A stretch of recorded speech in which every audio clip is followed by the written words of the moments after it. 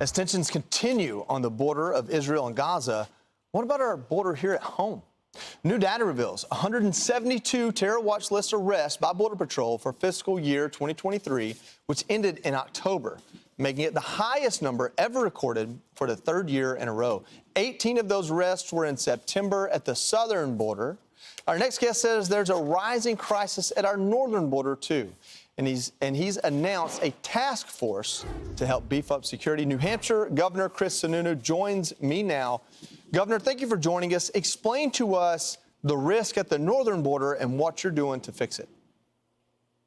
Sure. Well, look, we all know that the vast majority of illegal crossings happen at the southern border. You've had places like Texas that have put in, over $1 billion of their own dollars because the Biden administration ignores it completely. What we looked at when we got into the data was when you see the number of individuals on the terrorist watch list, 5 times as many cross the northern border than the southern border. This has become one of the main gateways. We've asked the federal government for help. We've asked for ICE delegation agreements, more resources. We've simply gotten cuts. So we're putting our own resources to it, creating an alliance of law enforcement along our northern border to make sure that we can assist Border Patrol, given that they've been completely hamstrung with the resources out of Washington. I want to follow up on that. You said 5 times as many estimated across the northern border, but the arrests obviously are far heavier down in the south. Are you saying there's that many more that get away at the northern border? It's almost that much easier? No.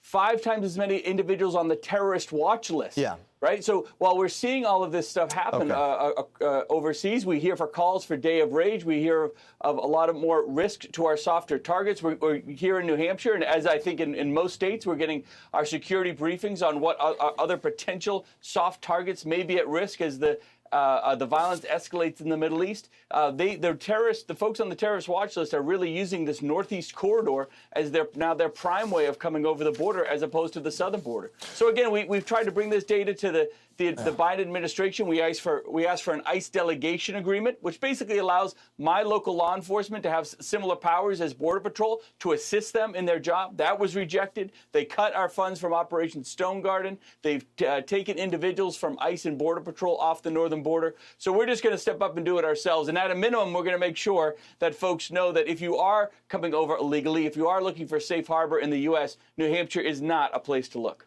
You know, a big part of what's going on in Congress, the original argument that started this ousting of the speaker was the idea of where border funding was going to go and what kind of priority it would be in the federal budget.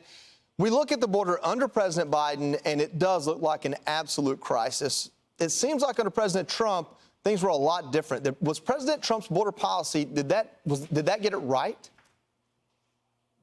Oh, it got it more right than anybody in the last 20 years. There's no question about it. And I say that not just as a governor. I say that as someone who has sat with Border Patrol on the southern border, sat with ICE, sat with these individuals. All of this is driven by policy. It's a result of bad policy out of the administration. Yeah. And anyone in the federal government on that border will tell you just that. So policy actually really does matter. And when you're talking about individuals, when you talk about potential terrorism, terrorist attacks, soft target risks, it's at a heightened level that we haven't seen in the past 20 years. So again, the Biden administration just doesn't have to just look at the problem. In fact, just showing up at the border would be a great first step, but it's so much deeper than that. The risks are so much higher than that. And again, we just, if a little old New Hampshire with our 58 miles of border, we can do what we're doing to kind of lead by example, put the funds where they need to be, and at a minimum assure our citizens that we're going to take this seriously and provide the protection that they need. Well, I think our founders tell you there are no small states, just small populations, right? Listen, on this topic, when we zoom back out, look at what's happening in Israel and how we protect ourselves here at home. I've got 2 Republican governors taking action, 2 Democrat governors taking action. Yourself, you're doing all you can to secure the border and protect your citizens and the country from terrorists coming across our border. Governor Ron DeSantis down in Florida, he sends a plane to bring Americans home from Israel while he's running for president and being a governor. But yet Gavin Newsom's planning a trip to Israel. Kathy Hochul just went. It seems like one party's kind of stuck on PR here while the other party's getting things done.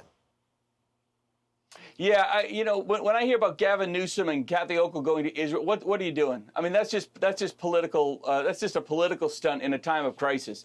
There's absolutely no place for that. As a governor, I can tell you our job is 24/7, and we have plenty to do here at home, all 50 of us, especially the governor of California. My God. I mean, look at, that California is this amazing state with amazing people that have been completely left behind by bad policies and leadership. And you can't blame a single Republican for the bad policies that have come out of California. I've walked the streets of San Francisco. I've walked the streets of LA, the homelessness crisis, the trafficking, the drugs, Governor, the open-air drug dens that happened, and they try to ignore it. You're getting into a topic that'll take us 10 more minutes. Maybe we can have you back on to talk about the juxtaposition from New Hampshire to California. Thank you for what you're doing up there, keeping our country safe from terrorists crossing the northern border. Governor Sununu, thank you for joining us.